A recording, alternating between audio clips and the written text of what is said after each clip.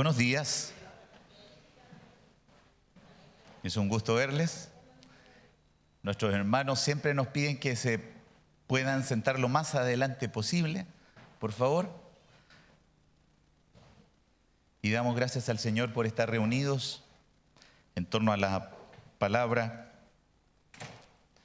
y como hermanos tener la bendición de ser alimentados por un buen Padre, ¿verdad? Nuestro Padre Celestial nos provee de lo que necesitamos en su palabra y siendo esta el pan de vida, el alimento que nuestra vida requiere, debiéramos de desearlo mucho.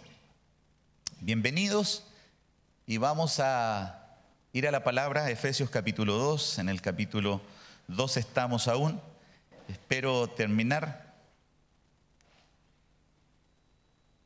el día de hoy esta parte del capítulo 2 y Dios mediante en todas las demás clases que vienen en el mes de febrero, estudiar el capítulo 3 para en marzo ver el inicio en el capítulo 4 en adelante, la vida práctica del creyente en medio de la iglesia. Leemos, estoy en Reina Valera, 1960. Para tomar el contexto, vamos a leer desde el versículo 11 hasta el versículo 22. Y dice así: Por tanto, acordaos de que en otro tiempo vosotros los gentiles en cuanto a la carne, erais llamados incircuncisión por la llamada circuncisión hecha con mano en la carne.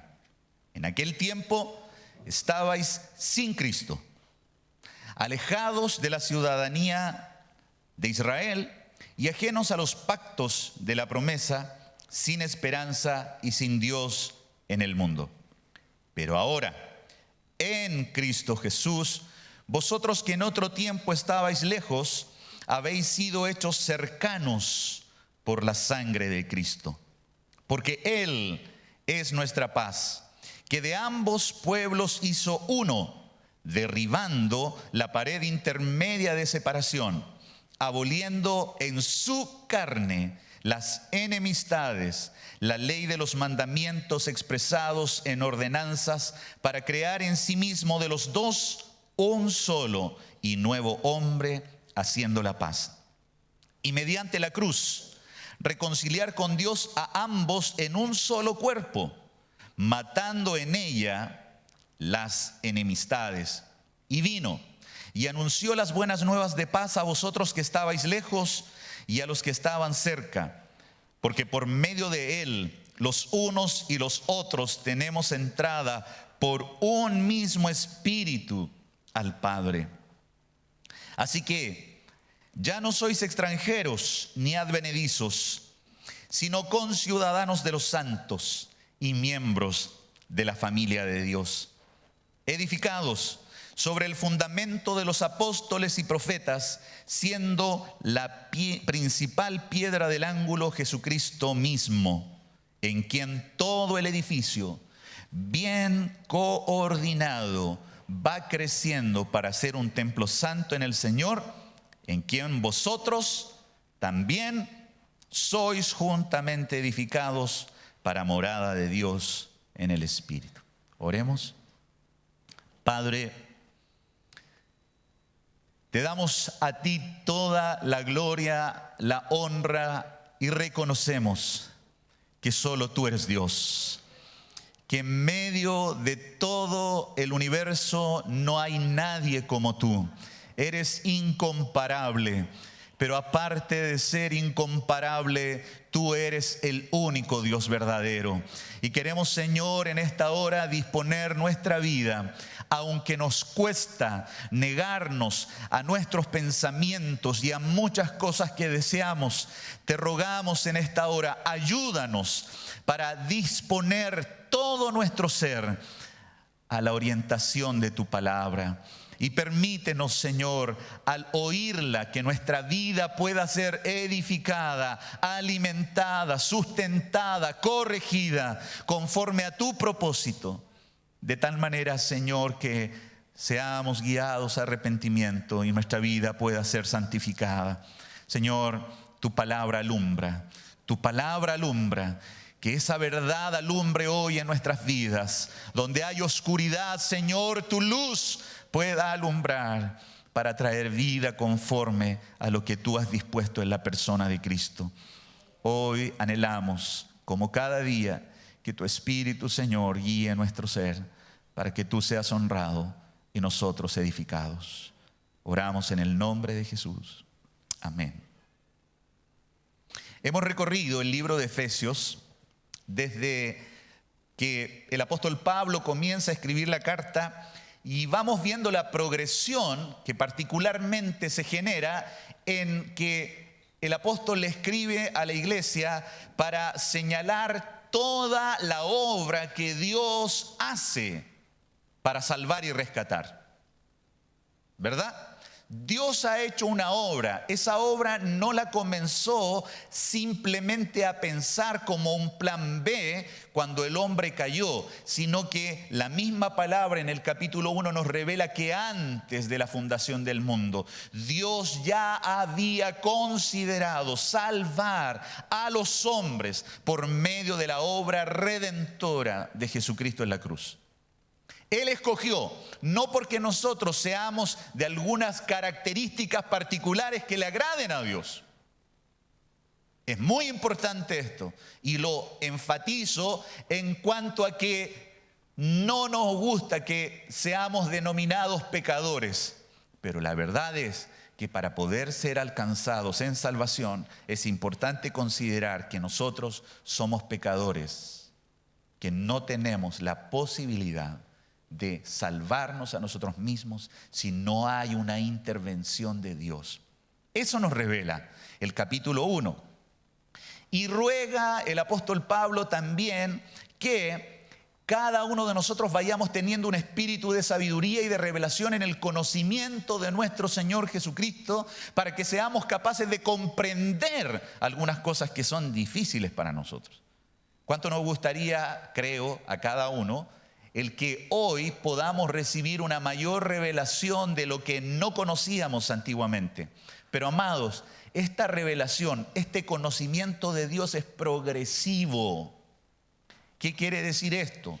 Que tal cual una escalera nos permite dar un peldaño a la vez para llegar arriba, no es como una escalera mecánica, ¿verdad? La progresión a nosotros nos gustaría en el conocimiento de las verdades de Dios que fuera como una escalera mecánica, ¿cierto? En donde nosotros damos un paso, ¡pam! Y después ¿qué hacemos? Nada, absolutamente nada más. Y nos lleva al segundo nivel, ¿verdad? Bueno, les quiero decir que no es así acá. La progresión que el apóstol Pablo señala y que Dios nos dé un espíritu de sabiduría está acompañada de la participación de cada uno de nosotros. Dios nos ha dejado su palabra, nos ha dado de su Espíritu Santo para cada uno de nosotros como templos de Dios ir siendo alimentados. Pero usted y yo, ¿qué es lo que debemos hacer con la palabra? Escudriñarla, leer la palabra. El calendario no se lo regalamos para que lo tenga y vea qué día es hoy, cuándo hace el cambio de luna, porque el calendario no tiene cambio de luna. Tiene los textos bíblicos para ir allí animándonos, disciplinándonos para comprender las verdades que a la luz de la obra del Espíritu podemos, amados hermanos, entender. ¿Usted cree que para uno que enseña también es fácil?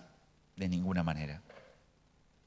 Y cuando uno lee el libro de Santiago, en donde no os hagáis maestros muchos de vosotros, yo le aseguro que a mí me gustaría estar sentado allí y que usted venga a tomar mi posición.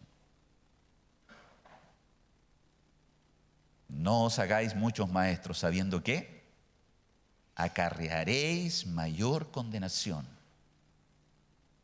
Porque debemos estudiar la palabra y también interpretarla de manera correcta.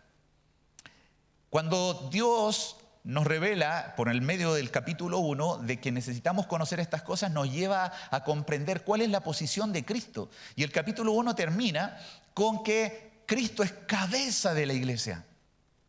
Él es de quien emanan todas las instrucciones, órdenes y por quien todo el cuerpo de Cristo va teniendo la dirección correcta.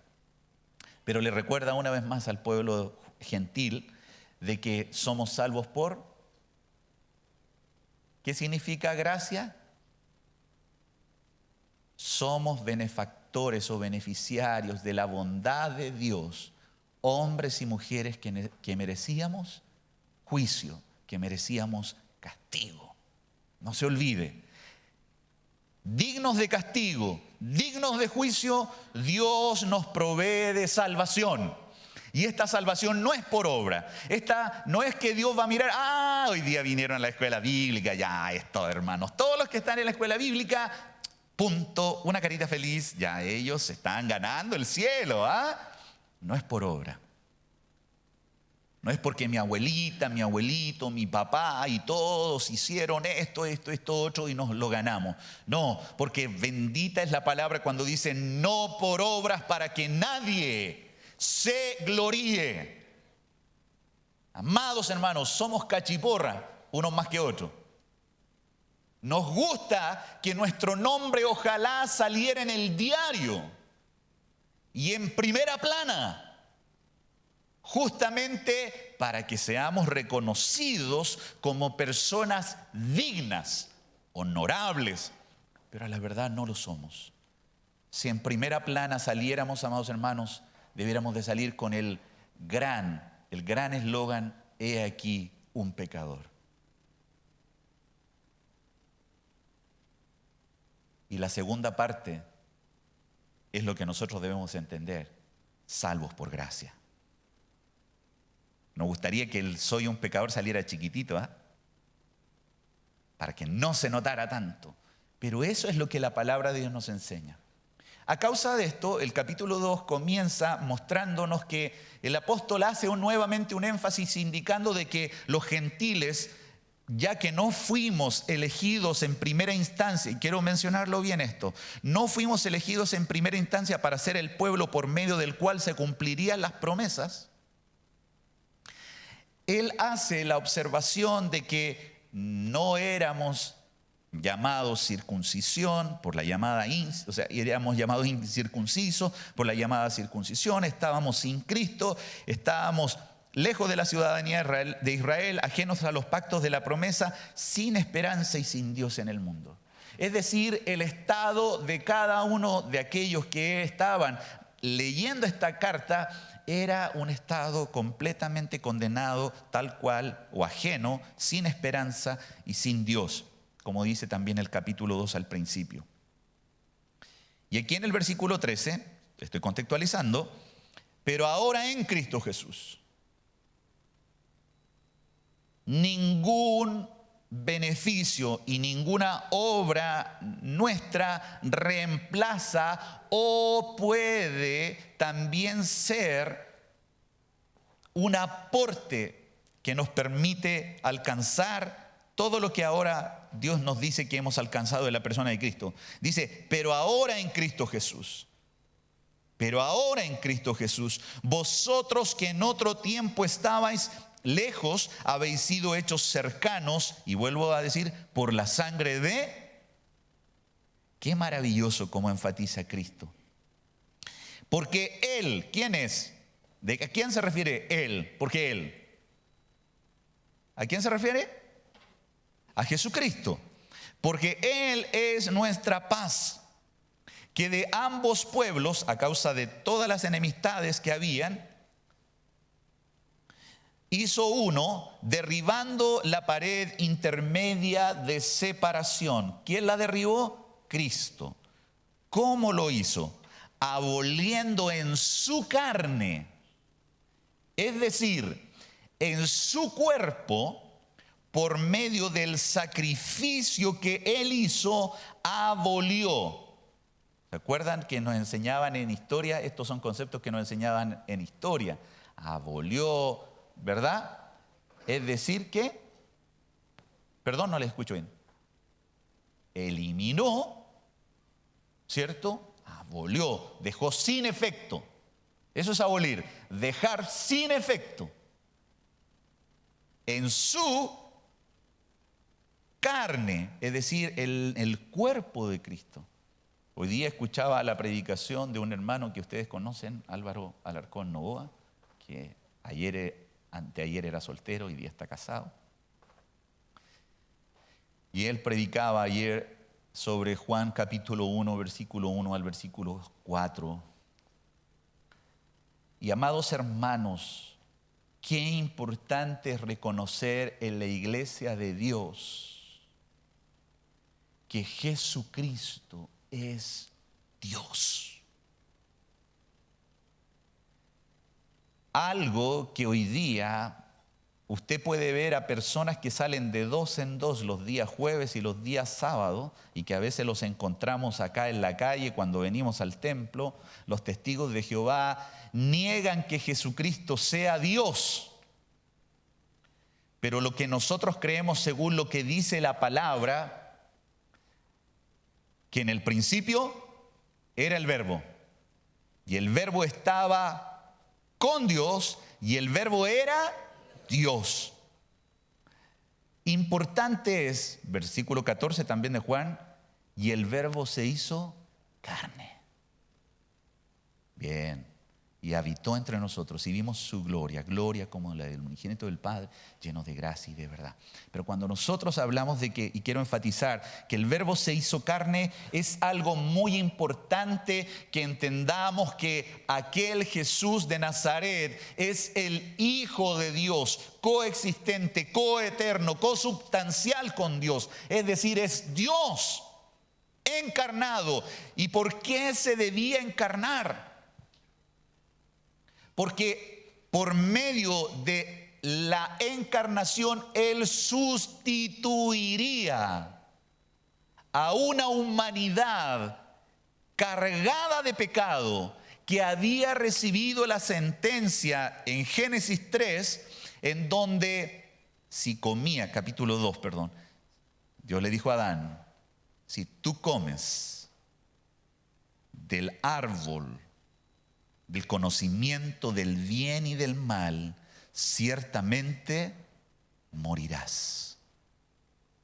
Alguien eterno no pudiera morir, pero nosotros que teníamos vida en Cristo, al comer del fruto del árbol, nos volvimos también pecadores en Adán.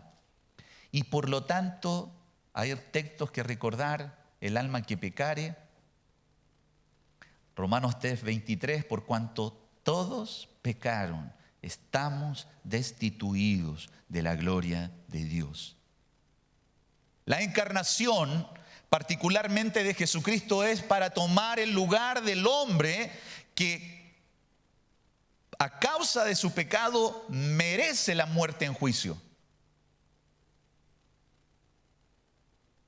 Pero aquí, y es por eso importante estudiar toda la Escritura, porque vemos de que Cristo, el Verbo encarnado, aquel que se hizo carne, otro texto que nos habla de la encarnación es Filipenses capítulo 2. Haya pues en vosotros este sentir que hubo también en Cristo Jesús, el cual siendo igual a Dios no estimó el ser igual a Dios como cosa que aferrarse, sino que se despojó a sí mismo, tomando la forma, lo que nosotros somos. Amados hermanos, Él, qué maravillosa es la palabra en el libro de Hebreos cuando menciona de que Él no se avergüenza de llamarse hermano de nosotros. Cristo, que padeció y fue tentado en todo, en nuestra semejanza, pero sin pecado. Por eso es importante resaltar lo que acá dice el texto, aboliendo en su carne las enemistades, la ley de los mandamientos expresados en ordenanzas para crear en sí mismo de los dos un solo y nuevo hombre, haciendo la paz y mediante la cruz reconciliar con Dios a ambos en un solo cuerpo, matando en ella las enemistades.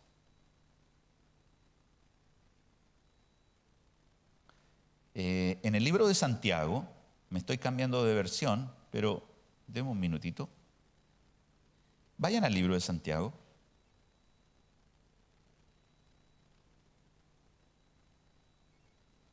Porque quiero leer en la Nueva Traducción Viviente.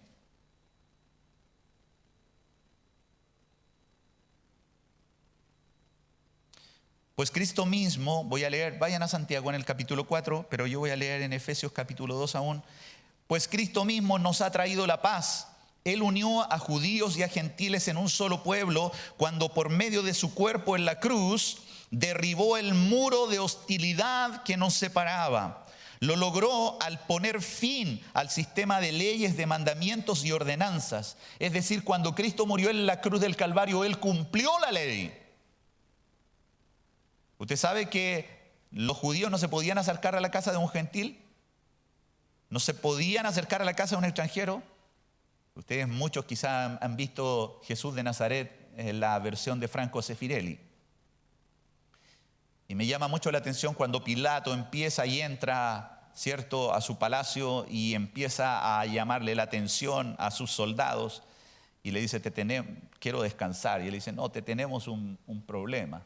Andan los ancianos de Israel. Y él le dice, bueno, que entren. No. Lo lamento, le dice. No pueden entrar. Y Pilato hace la reflexión y dice, verdad que somos unos inmundos.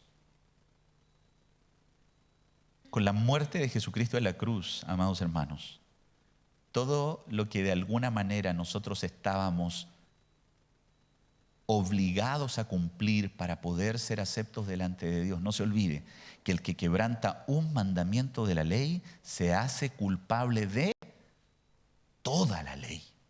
Un solo incumplimiento. Los judíos con sus ceremonias lo único que querían era ser gratos delante de Dios. Amados hermanos, ellos en su celo, ¿se recuerdan de la parábola del buen samaritano? ¿Qué contaba Jesús? Pasó un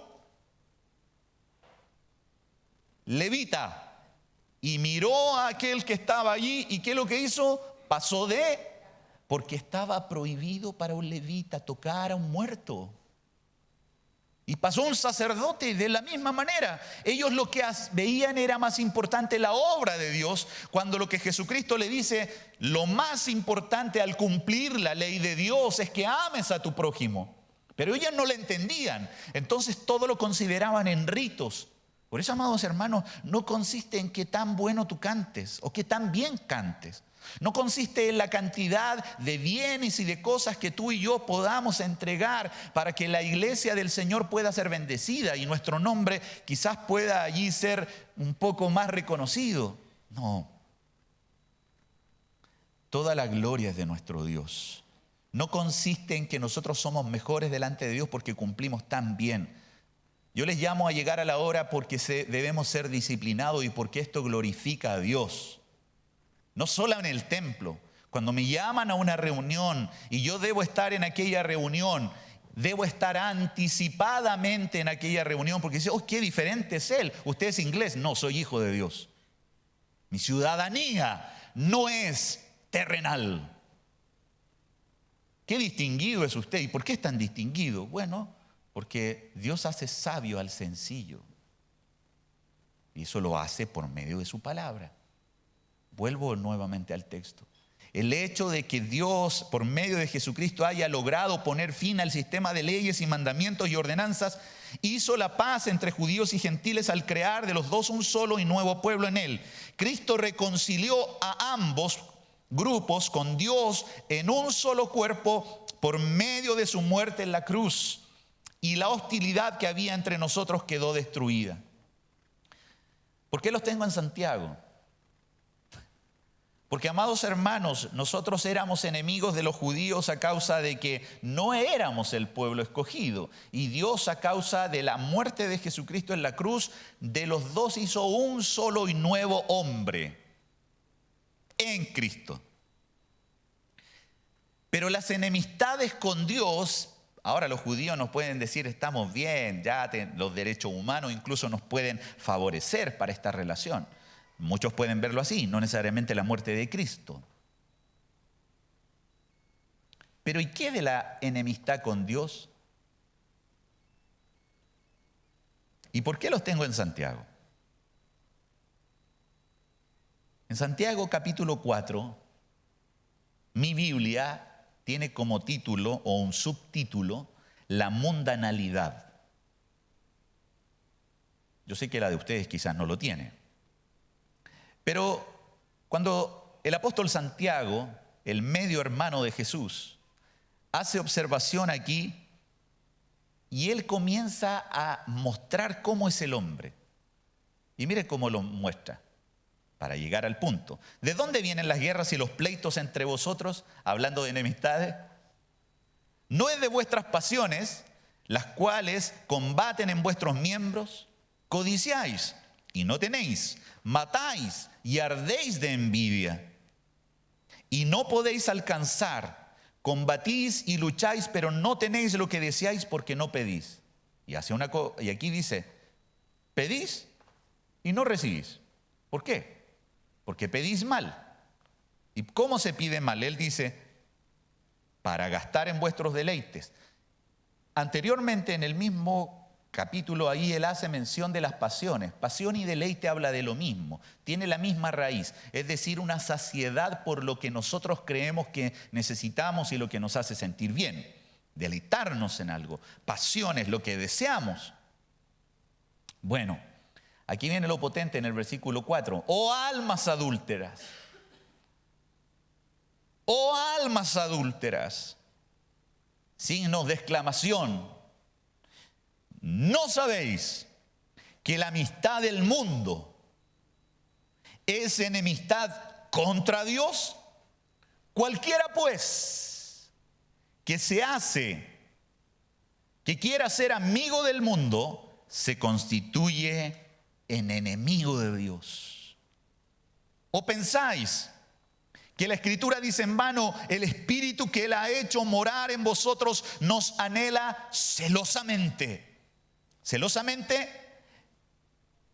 amados hermanos, cuando nosotros tomamos un camino de amistad con el mundo y consideramos las cosas de las cuales Dios nos ha librado como algo permitido por Dios, le quiero decir que estamos en un pensamiento incorrecto. Vienen a mi mente conceptos como los términos relativos que a veces se usan. Voy a explicar esto de conceptos relativos o términos relativos. A veces nosotros nos gusta ser medios tibios. ¿Usted es frío o caliente? No, ahí estamos. ¿Usted es bueno o es malo? No, yo no soy malo, pero tampoco, y entonces bueno. No, si no soy tampoco tan bueno. Nosotros en nuestra cultura occidental somos muy dados a movernos en términos medios. ¿Cómo está? ¿Cómo le ha ido?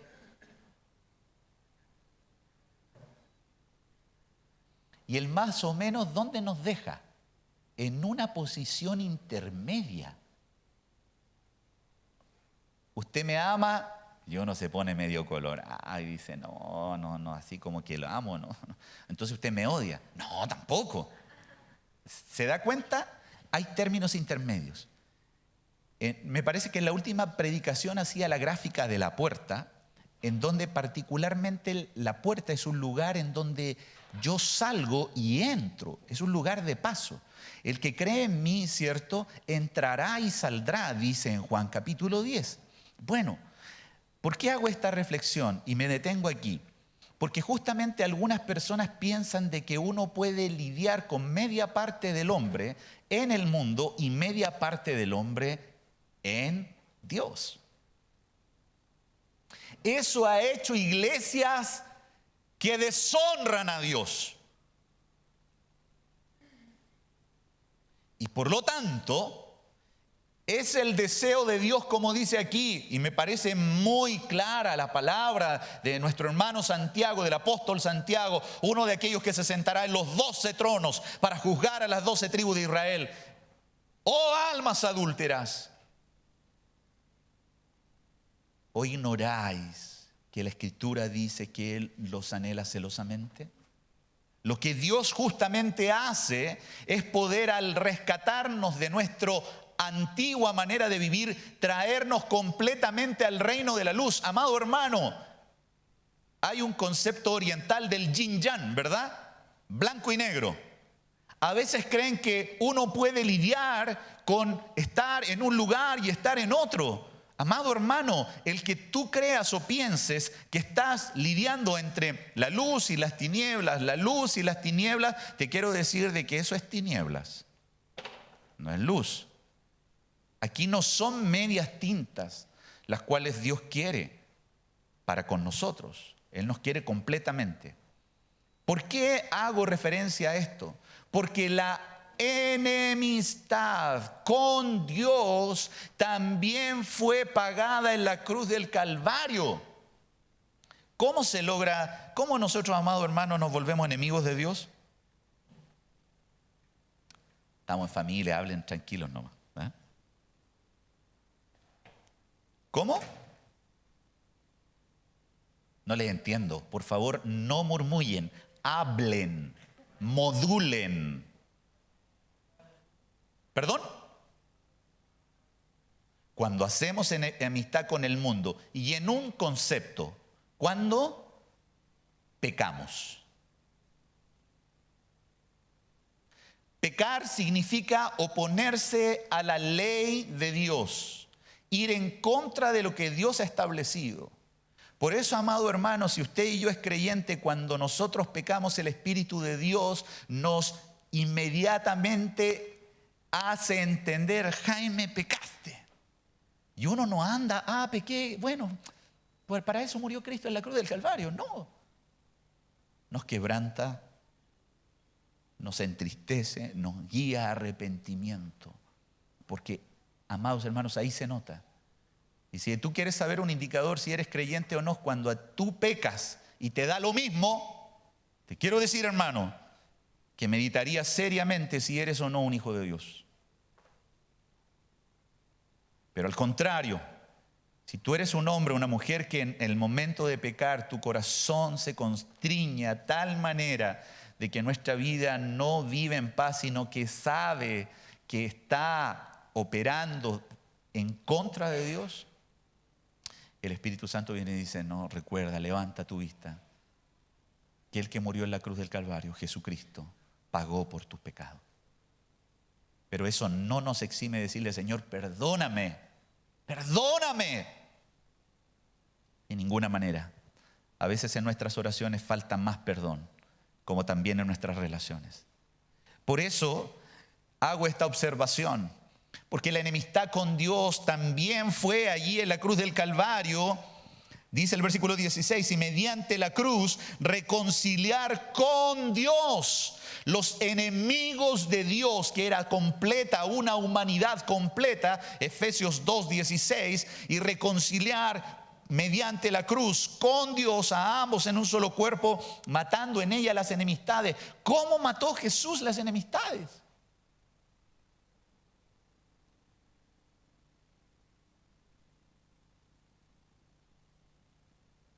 La única manera de que el hombre pudiese ser visto como justo es que alguien pagara por uno. Romanos capítulo 3, versículo 25. ¿Alguien está poniendo arriba la...? Sí, Anaís, en Nueva Traducción Viviente, por favor. NTV, la Nueva Traducción Viviente. Romanos 3, 25. Nuestro texto, en la Reina Valera 1960, es un texto muy rico que para algunos de nosotros que somos más tardos para entender, nos cuesta a veces comprender la amplitud de aquel texto. Pero quiero leer en la Nueva Traducción Viviente el texto de Romanos 3:25. Pues Dios ofreció a Jesús. Qué bellas palabras, ¿no? ¿Quién ofreció? ¿De quién es la ofrenda? ¿De quién es el Cordero? He aquí el Cordero de Dios que quita el pecado del mundo. Mirad cuál amor nos ha dado el Padre. Solamente con esta parte del texto podemos ver que lo que leíamos en Efesios capítulo 1 es que Dios desde antes de la fundación del mundo consideró hacer algunas cosas. Pues Dios ofreció a Jesús como el sacrificio por el pecado. ¿Por qué fue? Dios ofreció a Jesús como el sacrificio por el pecado, lo que generaba la enemistad con Dios. No se olvide, la referencia es de que Jesús, por su muerte en la cruz, nos ha reconciliado con el Padre. Pero aquí viene una explicación que la Reina Valera no necesariamente la genera como tal, y en donde dice: las personas son declaradas justas a los ojos de Dios cuando creen. ¿Qué cosa? Porque aquí está la diferencia. Algunos dicen: ¿usted cree en Dios? Sí, yo creo en Dios. Ah, entonces usted es cristiano. Por supuesto. Si creer en Dios significa de que yo al menos tengo conocimiento de que Dios es real. Bueno, aquí hay una explicación que mientras la leía me trajo tan grande gozo, porque creo que vamos a entender un poco mejor lo que se refiere acá. Dice así: las personas son declaradas justas a los ojos de Dios, no a los ojos de los hombres. Aquí hay una buena diferencia. Cuando creen que Jesús sacrificó su vida al derramar su sangre. Un sacrificio, es decir, puso su vida. Nadie tiene mayor amor que este. Palabras de Jesús. Nadie tiene mayor amor que este. ¿Y qué es lo que dijo él? Que uno ponga su vida por los demás, por los suyos, por sus ovejas. Nadie tiene mayor amor. Si nosotros creemos, por lo tanto, de que Jesús sacrificó su vida al derramar su sangre, mire lo que señala aún, no termina el texto. Ese sacrificio muestra que Dios actuó con justicia. Dios fue justo. Amado hermano, entienda bien esto. Dios no pasa por alto tus pecados y mis pecados. No, no, no. Dios es santo y Él es justo. Perdonen que alce la voz, pero se los menciono con énfasis, porque Dios de ninguna manera es injusto. ¿Cómo entonces se podría pagar la deuda por el pecado? Bueno, habiendo alguien que pagara por el pecado. ¿Y quién es este? Jesús. Ese sacrificio muestra que Dios actuó con justicia cuando se contuvo y no castigó a los que pecaron en el pasado. Qué bella palabra. Qué bella palabra. La enemistad que nosotros teníamos para con Dios fue cancelada por medio del sacrificio de Jesús en la cruz del Calvario. Póngalo como referencia. Si su Biblia no lo tiene, en este texto de Efesios capítulo 2, versículo 16, ponga referencia a Romanos 3:25. Y póngale ahí, si quiere usted, NTV. NTV no es un programa de televisión, sino que Nueva Traducción Viviente. Esa es la traducción que acabo de leer. Porque nos queda claro que Dios pone a Jesucristo como el Cordero que Él prepara para pagar por nuestros pecados y mediante su cuerpo reconciliar con Dios a ambos en un solo cuerpo, matando en ella las enemistades. Y vino y anunció las buenas nuevas de paz a vosotros que estabais lejos y a los que estaban cerca. Él vino a predicar el Evangelio. ¿Jesús predicó o no predicó? Sí, Él predicó. ¿Se recuerdan ustedes de la predicación de Jesús? La predicación de Jesús son predicaciones no como las nuestras de una hora, son predicaciones a veces más cortas, pero muy muy al hueso, diríamos acá, ¿cierto? ¿Se recuerdan de la predicación de Jesús, la primera? Arrepentíos, porque el reino de los cielos se ha acercado. Cambian. Lo primero que dice, cambian. No podemos, amados hermanos, frente a toda la exposición y el camino del cristiano, ser iguales que hace 20 años atrás. Usted puede tener 70 años en la iglesia y ser el mismo de hace 70 años. Y por favor, nosotros debemos ir siendo cambiados por Dios. Amados hermanos, lo necesitamos. Dios vino a anunciar por medio de Jesucristo las buenas nuevas de paz, porque Él es nuestra paz, Cristo es nuestra paz. ¿Se recuerdan ustedes de Isaías en donde menciona de que Él es el príncipe de paz? Aquel que la paz en el pueblo judío no es solamente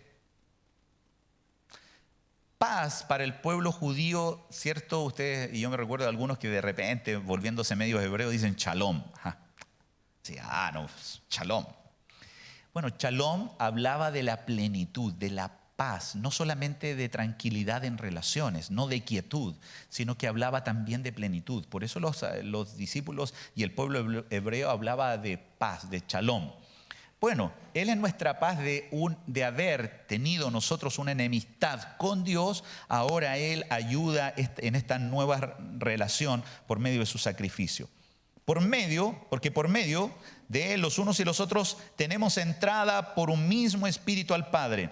El versículo 18, márquelo, si usted destaca en su Biblia, no raya, no hace rayas en su Biblia, a no ser que sea un bebé. Pero Efesios capítulo 2, en el versículo 18, es un texto trinitario. Y este es un lindo texto para si usted en algún momento se encuentra con un testigo de Jehová.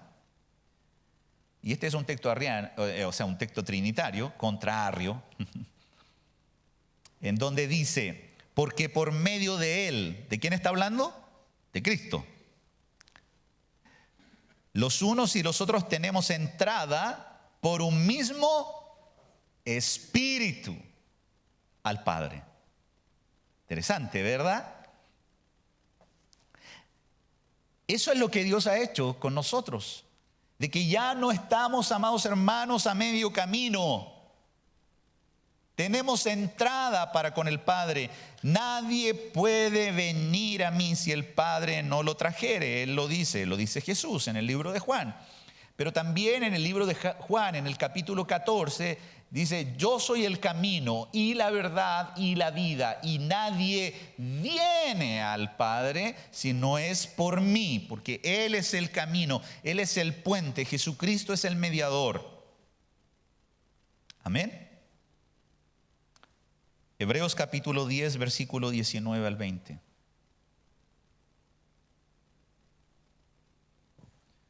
Importante es comprender en la medida que estudiamos Efesios cómo se nos muestra bendito sea el Dios y Padre de nuestro Señor Jesucristo. Porque mire, Hebreos capítulo 10, a propósito de que estamos hablando del sacrificio de Cristo y de lo que Él hizo en su carne, menciona lo siguiente. Hebreos 10, 19 y 20. Así que, hermanos, teniendo libertad para entrar en el lugar santísimo.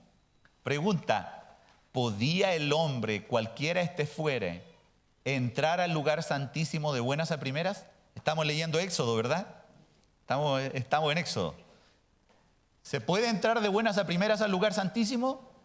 ¿Cualquiera podía entrar? ¿Cómo que no? Bien, ¿y por qué? Eso pasaba en la antigüedad, ¿verdad?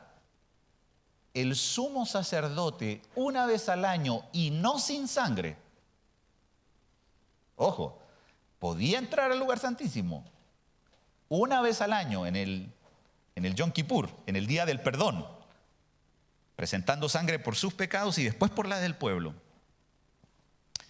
Pero aquí mire lo que dice el texto. Así que, hermanos, teniendo libertad para entrar, no a cualquier parte, sino al lugar en donde solamente el sumo sacerdote podía entrar una vez al año. Ahora no. Ahora tenemos la posibilidad libremente. Pero amado hermano, preste atención, no nos atrevamos a llegar delante de la presencia de Dios con nuestras justicias. La libertad que tenemos de poder entrar al lugar santísimo, lo menciona bien el texto, es por la sangre de Jesucristo. Si yo no he creído que Jesucristo es el Cordero de Dios que dio su vida en la cruz del Calvario y derramó su sangre para limpiarme de todos mis pecados y por medio de él presentarme delante de Dios, yo estoy muerto. Muerto. No muerto solamente en mi existencia, sino en el juicio de Dios, porque creo que mis justicias me hacen acreedor de la gracia de Dios. No, el texto es claro. Entramos con libertad en el lugar santísimo por la sangre de Cristo. Versículo 20. Por el camino nuevo y vivo que Él nos abrió. Aleluya. Él nos abrió este camino nuevo y vivo a través del velo, esto es de su carne. Qué bella palabra, ¿no? Oh, cantádmelas otra vez. Bellas palabras de vida. Amado hermano, no vamos a llegar al cielo, no vamos a ver los cielos abiertos y van a decir, oh, y allí están mis hijos. Solamente por cómo nosotros nos hemos comportado, porque a la verdad testificamos, y esto no lo niego, testificamos de nuestra limitación en cuanto a obediencia perfecta delante de Dios. Gracias Dios por perdonarnos por medio de Jesucristo. Me quedan unos minutos aún para poder terminar esta parte. Por medio de Él los unos y los otros tenemos entrada, ¿verdad? ¿Y dónde tenemos entrada? Al Padre, al lugar santísimo, al lugar. ¿Qué pasaba en el lugar santísimo? El lugar santísimo, si usted recuerda lo que Dios le dijo a Moisés, cuando usted lea, no le delata, le voy a animar, no le delata leer Éxodo. ¿Sabe quién está hablando?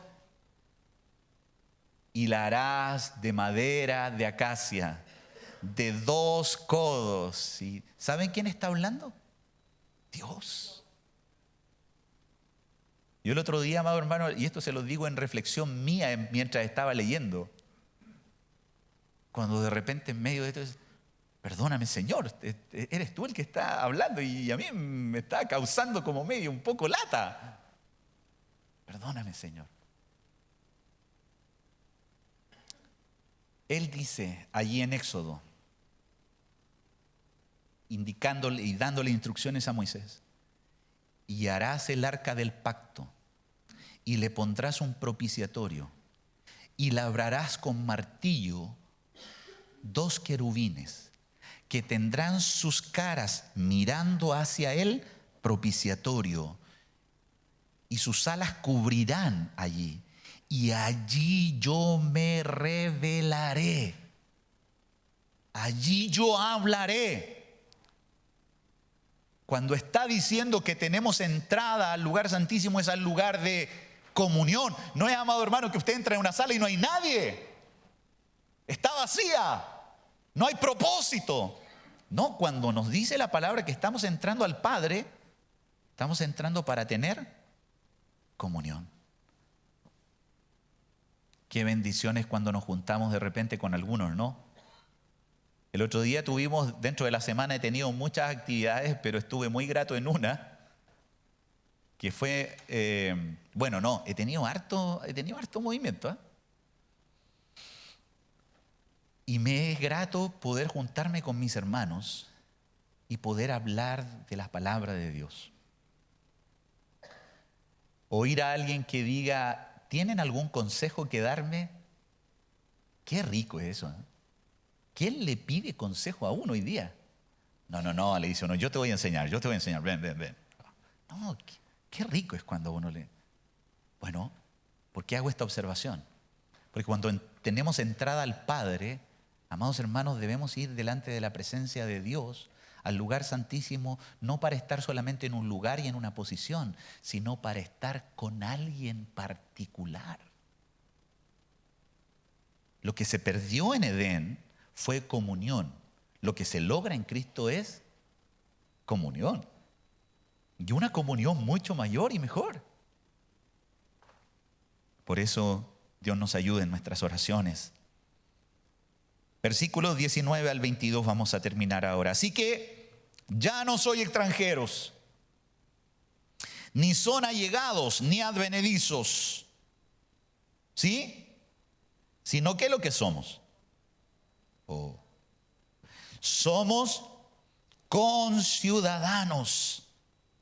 Voy a leer en la NTV. Así que ahora ustedes, los gentiles, ya no son unos desconocidos ni extranjeros. Son ciudadanos junto con todo el pueblo santo de Dios. Qué bella. Son miembros de la familia de Dios. Y esto es importante, juntos. Constituimos su casa, juntos, no separados.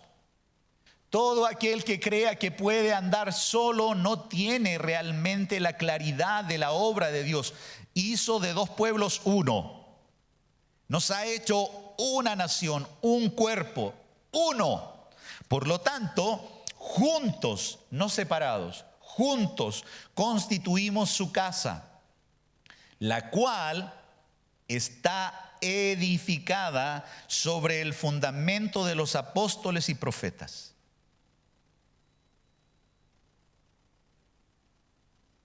Ustedes saben, y yo no sé cuál es su creencia, de verdad no la sé, pero ya vamos a llegar en el capítulo 4, en el libro de los Efesios, a estudiar los dones y los ministerios. Pero particularmente hay diferentes doctrinas, y ustedes saben que hace algunos años atrás, estoy hablando de la época de los 80, uno hablaba de aquel que salía en la televisión, que no sé si tendrá bueno o mal testimonio, y algunas personas podrán juzgar. Salía el pastor Red Humbard. ¿Se acuerdan ustedes de los más antiguos? Ya, después de Jimmy Swaggart, el evangelista. Pero últimamente han salido cualquier apóstol. ¿Ah? ¿Sí o no? Y qué raro, porque los requisitos de apóstol en la Escritura estaban bastante claros. Primero había que haber conocido a Jesús físicamente, en persona, haber sido testigo de su muerte y de su resurrección.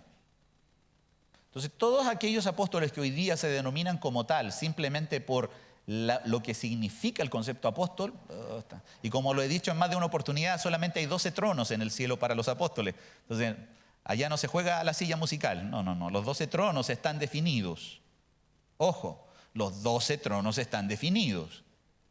Y por eso los apóstoles se preocupan de poner que uno tome su lugar, ¿verdad? Y así es como eligen, ¿cómo se llama el 12º apóstol?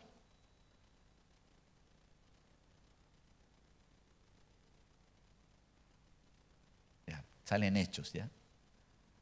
Pero él también va a estar ahí. Algunos piensan que puede ser el apóstol Pablo y que Matías. No, ahí está Matías, ¿verdad? ¿Por qué hago esta observación? Porque la iglesia está edificada en el fundamento de los apóstoles y profetas. Y como buen arquitecto, mi hermano Claudio, él nos puede hacer una clase. El fundamento, o aquí está Carlos Tolosa, nuestro hermano. ¿Cuántas veces se pone el fundamento en una construcción? Podemos nosotros, cuando ya estamos en el cuarto piso, volver de nuevo a buscar y decir: apóstol tanto, usted me puede decir lo que significa tal cosa, porque necesitamos, ya que usted es uno de los que señala que bajo el fundamento de los apóstoles y profetas. Y ahí el apóstol dice: sí, yo te diré. Mentira, ese es un engaño del diablo. Y así se lo señalo, es un engaño. La palabra claramente nos está hablando de que los apóstoles y profetas son aquellos en donde nos señala fundamento de la construcción. Y por lo tanto, y ahí es lo importante de escudriñar las Escrituras, Dios se encarga por las generaciones de poder proveer de los profetas en la antigüedad. ¿Se recuerdan ustedes? Lucas capítulo 24, en donde Jesús les señala que por medio de la ley, los profetas y los salmos, de todo lo que hablaban de él. Los profetas constituían la base de todo lo que nosotros hoy día también conocemos, nos revelaron a Dios. Pero los apóstoles también, porque ellos dieron testimonio ¿de quién? Del Verbo encarnado. Y al revelarnos esto, el texto por sí mismo lo explica. Yo quiero mencionar esto que acabo de decir irónicamente. Yo he estado con algunas personas que se denominan apóstoles. Y usted no se imagina la cantidad de herejías, de falsedades a la luz de la palabra. Yo no los juzgo, dijo Jesús. La palabra los juzga. Y en virtud de eso, cantidad de cosas que no son consecuentes con lo que Dios mismo revela.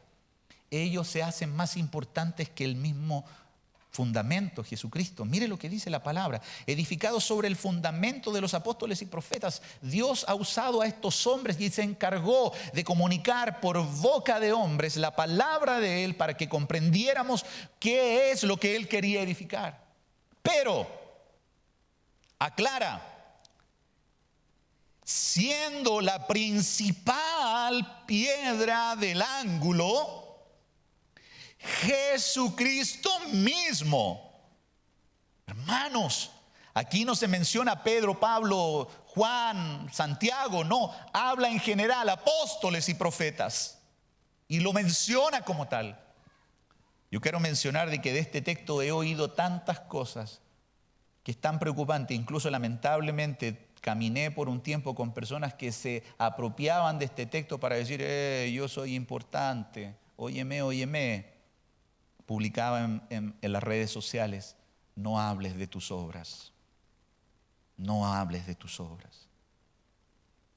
Amados hermanos, Jesucristo en una parábola dijo, siervos inútiles somos, porque lo que teníamos que hacer eso hicimos. Cuando veamos que alguien se está gloriando, ayúdele a ubicarse, a ubicarle. Dígale, no, tú te estás desorientando. Bueno, el fundamento de los apóstoles y profetas nos sirvió para que nosotros comprendiéramos la verdad de Dios, pero siendo la principal piedra del ángulo Jesucristo mismo. Él es el importante, Él es vital. Él, amados hermanos, Jesucristo es por quien nosotros hemos tenido reconciliación con Dios, reconciliación con los judíos, reconciliación para tener entrada libre al trono de Dios. Pero no solamente para eso, y aquí es el punto. Muchos piensan que la iglesia lucha solamente por tener hombres y mujeres en medio de la congregación y decirle, su nombre está inscrito en el libro de la vida. Y uno dice, mi nombre está inscrito en el libro de la vida. La Denise, el Christopher que se bautizaron este año pudieran decir, ya estoy listo. Mi nombre está inscrito en el libro de la vida, estoy bautizado, más encima estoy en el libro de los bautistas. Listo. Ahora me quedo, soy salvo por gracia, listo. Pero ¿sabe qué? El texto es muy claro en poder señalar de que la iglesia se va edificando. Cada uno de los creyentes, si vamos a Juan capítulo 3, en donde Jesús en su comunicación, en su aclaración del nuevo nacimiento, le dice a Nicodemo, te es necesario nacer de nuevo. Y amado hermano, cuando uno nace de nuevo, ¿cómo nace? ¿Grande? Cuando uno nace, ¿cómo nace? Uno nace completa y absolutamente dependiente. A veces nosotros creemos que cuando nacemos de nuevo, yo me las sé todas. Yo nací de nuevo y ahora no tengo necesidad de que nadie me diga nada, porque no, ahora tengo el Espíritu del Señor e interpretan mal Primera de Juan, en donde dice, nadie dirá conoce al Señor porque todos me conocerán. Es una muy mala aplicación. O no es necesario que nadie os enseñe porque tenés la unción del Santo. Es una muy mala aplicación, porque Dios ha constituido pastores y maestros para la edificación del cuerpo de Cristo. Por eso nos enseñamos unos a otros. Pero mire lo que dice el texto. Edificados sobre el fundamento de los apóstoles. Edificados. Es decir, está hablando de ir construyendo. En quien todo el edificio, bien coordinado, va creciendo. Edificado, coordinado, creciendo. ¿Por qué tenemos la escuela bíblica? ¿Por qué tenemos la necesidad de que hayan pastores y maestros en medio de la iglesia para enseñar a cada uno? Porque, amado hermano, nosotros somos personas que necesitamos edificarnos y crecer, pero esto lo hace Dios por medio de todos los medios que Él nos ha dado. Oración, palabra, en la lectura, el relacionamiento con la iglesia. Estos son medios de edificación. Por eso me parece pertinente hacer el énfasis en este texto de que la unión y todos los privilegios que hemos tenido y alcanzado en la persona de Cristo, en nuestra comunión con Dios, no es para que usted y yo sigamos jugando como niños chicos. No, hermano. Debemos crecer.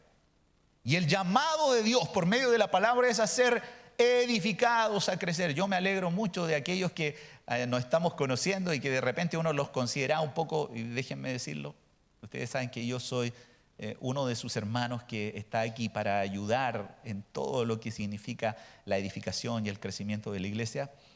Y yo me voy dando cuenta cómo a algunos les gustaban cositas para ellos nomás. Esto es para mí nomás. Y ahora se están volviendo mucho más generosos. ¿Eso sabe quién lo hace? Dios por medio de su Espíritu en nosotros, porque Dios nos cambia. Algunos que les daba lo mismo ciertas cosas, no, ahora ya no nos dan lo mismo, porque nos vamos edificando. Mire lo que dice la palabra. En quien todo el edificio bien coordinado, me acordaba, yo no soy constructor, al contrario, pero he visto terremotos en todo el mundo y me he dado cuenta cómo se han derrumbado algunos edificios, ¿verdad? ¿Y sabe lo que se me vino a la mente con el bien coordinado de las cadenas que le ponen en las construcciones arriba? Entiendo que eso, ahí arriba van unas cadenas de fierro que unen la estructura para que cuando se mueve, se muevan todos. ¿Cierto? Nosotros tenemos también en nuestro cuerpo ligamentos, ¿verdad? No sé qué otras cosas más unen el cuerpo, no conozco de anatomía humana. Los ligamentos nos unen, ¿cierto? Y permiten que cada una de las partes del cuerpo vaya, no se arranque una por un lado. Aquí el texto dice, bien coordinado, va creciendo para ser un templo santo en el Señor, en quien vosotros también sois juntamente edificados. ¿Para qué? Para morada de Dios en el Espíritu. Es decir, esta edificación, amados hermanos, no es para que usted y yo hagamos lo que queramos, nos comportamos como queramos, sino para que la persona de Dios, Dios mismo, por medio de su Espíritu, nos vaya transformando y vayamos siendo más semejantes a Él. Todo lo que acabo de leer y que cuánto nos alegra, ¿verdad? Entrar al lugar santísimo, ahora tenemos paz, ahora no somos enemigos de Dios, cuán maravilloso es, ahora somos fundados, estamos siendo edificados en este fundamento, siendo la principal piedra angular Jesucristo. No es para simplemente quedarnos ahí, es para crecer y para que, como dice la palabra, seamos morada de Dios en el Espíritu. Podemos hacer muchas cosas, pero si Dios no mora en el Espíritu, en nosotros y en medio de su cuerpo, andamos puro dando jugo.